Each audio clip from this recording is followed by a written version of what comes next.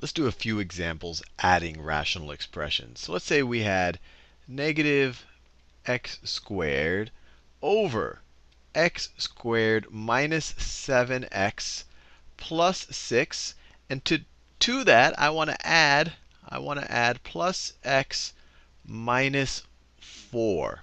So to some degree, what I want to do in this first example is kind of our algebraic long division or polynomial division in reverse. I want to put this x minus 4 in the numerator with x squared minus 7x plus 6 in the denominator. And the easiest way to do that is to just literally multiply x minus 4 times x squared minus 7x plus 6 over x squared minus 7x plus 6. I'm not changing the number. I'm multiplying it by 1. So if we do that, what do we get?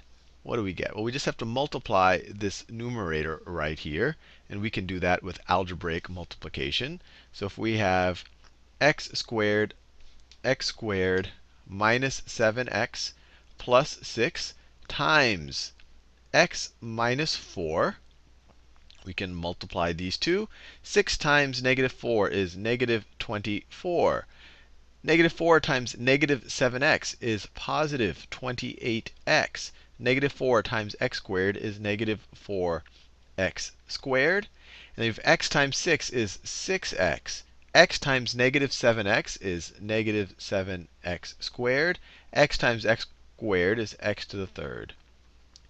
So the new numerator is going to be x to the third minus, this is 11x squared, plus 34x minus 24. So now I can rewrite this. Let me copy and paste this. Let me copy and then paste it. It's going to be equal to that plus, I can rewrite this thing now as being over a denominator of x squared minus 7x plus 6. And our numerator, x minus 4 times this thing over here, we get this whole thing. We multiply them out. X to the third minus 11x squared plus 34x minus 24. And now, since we have the exact same denominator, we can add these two rational expressions. So if you add them, you literally can just say, well, we have the common denominator. So our common denominator is x squared minus 7x plus 6. That was the whole point of multiplying this thing by this expression over this expression, so that we could get the common denominator.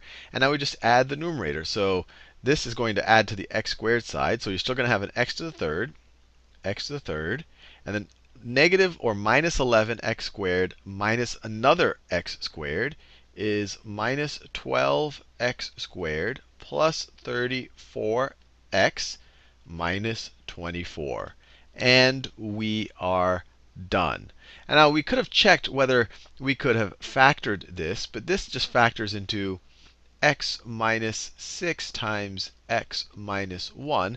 So it really doesn't factor with the x minus 4 in any meaningful way. So there really isn't any further simplification that we can do for this problem. Hopefully you enjoyed that.